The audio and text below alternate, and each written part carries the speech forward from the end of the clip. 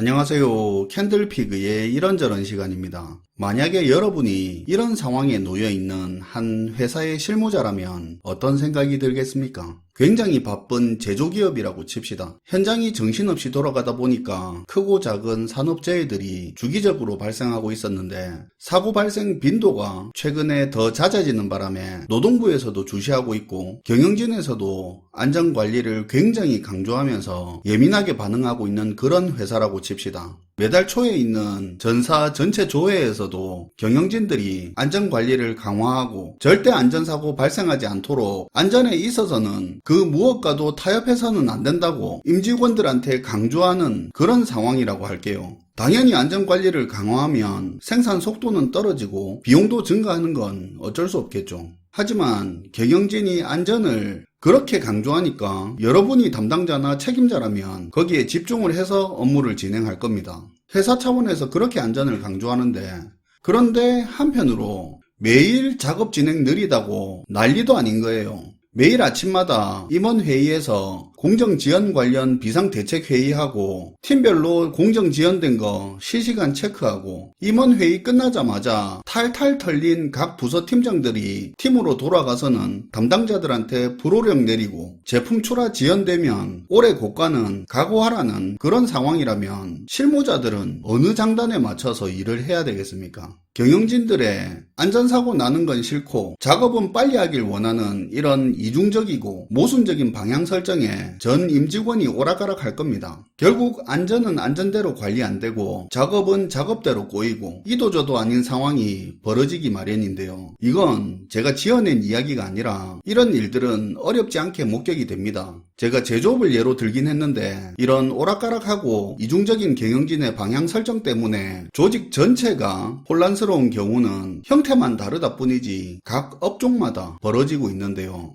현재 우리 정부의 경제정책도 방향성 없이 오락가락하는 이 행보 때문에 이제는 비판을 넘어서 비상이 걸린 상태입니다. 앞의 사례에서 안전하게 빨리 작업해라처럼 현재 우리 경제도 부동산 경기를 살리되 대출을 늘리지 마라 같은 그런 이야기를 하는 상황이라 금융권뿐만 아니라 정책을 꾸려가는 정책 당국 자신들조차도 오락가락하고 있는 상태인데요. 지난번에도 이야기했지만 지금 부동산 가격을 띄우기 위해 애쓰는 가장 큰 이유는 부동산 PF 사업장 구조조정할 때 발생할 수 있는 그 충격 때문입니다.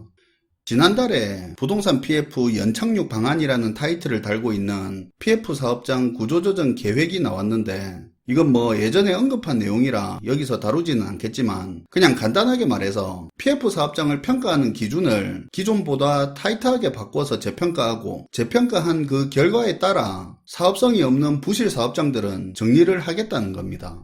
이제는 계속 지원해주면서 시간을 버는 그런 그동안의 방법이 한계에 달했기 때문에 끊어낼 곳을 끊어내지 않으면 정말 수습 불가능한 일이 벌어질 수 있기 때문에 일단 하기 싫어도 최소한이라도 사업성이 없어 부실로 평가되는 사업장들은 구조조정하거나 처분을 해야 되는데요. 이번 달 26일, 이번 달 말쯤부터 바뀐 평가 기준으로 재평가된 부실 사업장들이 등장을 할 겁니다. 일단 금융당국에서는 이것도 좀 웃긴데 시장 충격을 우려해서 재평가 결과는 따로 발표하지 않는다고 합니다. 어쨌든 지금 부동산 경기가 좀 살아나는 모습이 나와야 하는 이유가 그러니까 집값이 좀 오르는 모양이 나와야 하는 이유가 이런 겁니다. PF 사업장 재평가 결과가 나오면 어쨌든 절차에 따라 부실 사업장들은 경공매로 처분이 될 거잖아요. 근데 문제는 이 부실 사업장들이 경공매 과정에서 너무 싼 가격에 처분이 돼버리면 금융권의 타격이 너무 커지기 때문인데요.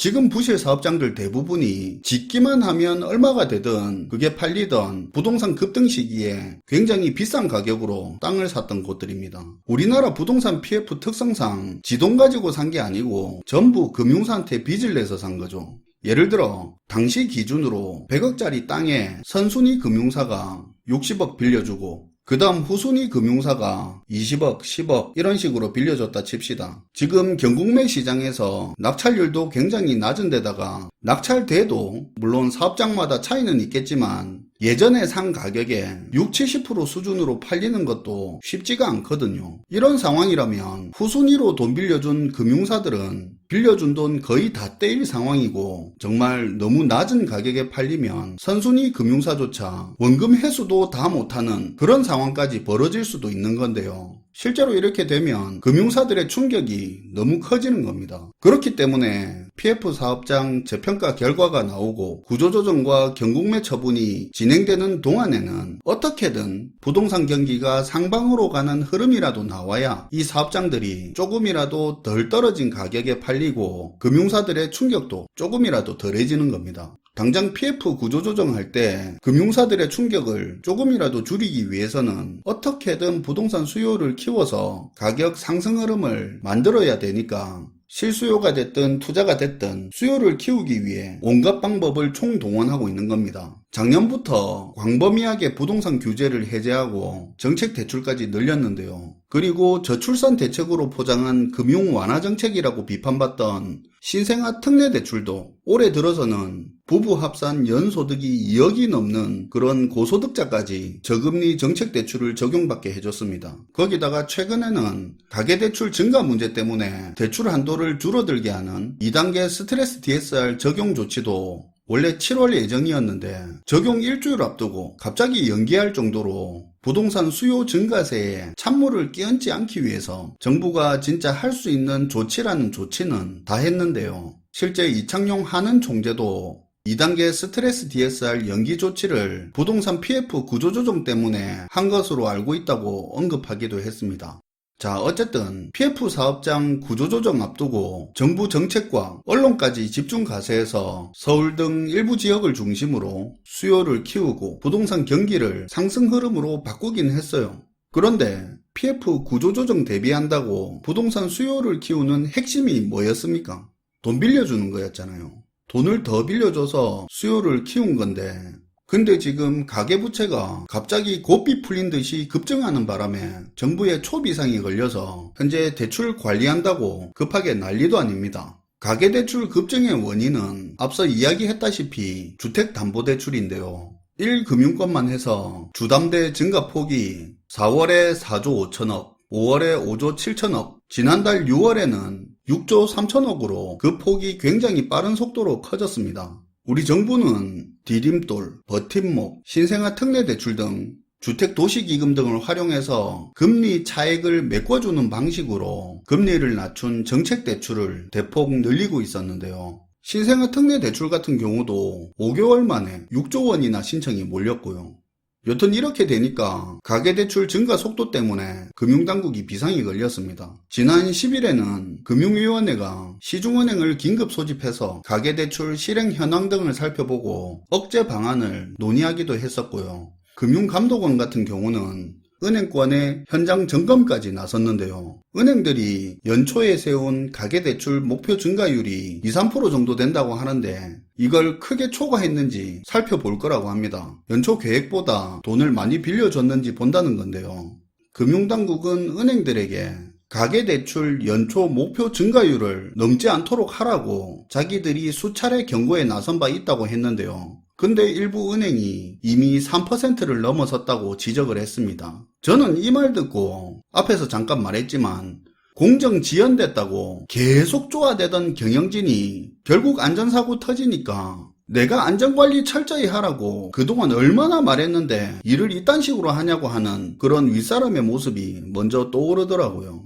어쨌든 금융당국은 스트레스 DSR도 잘 지켜졌는지 점검하겠다고 합니다. 지금 말하는 이 스트레스 DSR은 지난 2월부터 시행됐던 제일 낮은 수준의 스트레스 DSR을 말하는 겁니다. 강도가 좀 높은 2단계 스트레스 DSR은 지난번에 금융당국이 연기를 했죠. 하여튼 금융당국이 하는 이야기가 이번 은행권의 가계대출 현장 점검에서 가계대출 지침을 제대로 지키지 않을 경우 은행업 감독 규정에 따라 제재를 받게 될 거고 엄중 조치를 할 거라고 그렇게 말을 했습니다. 참 들으면서 많은 생각이 들죠. 이런 분위기 속에서 눈치를 보는 건지 다른 속내가 있는지 일부 은행은 가계대출 증가 속도를 늦춘다는 이유로 금리를 또 올리고 있습니다. 어쨌거나 은행들도 대놓고 말을 못해서 그렇지 언제는 상생이니 금융지원, 주거지원이라면서 돈 빌려주라고 난리더니 이제는 또 돈 많이 빌려줬다고 때려잡으려고 하니까 은행도 어느 장단에 맞춰야 하는지 자기들도 혼란스러워하는 분위기입니다.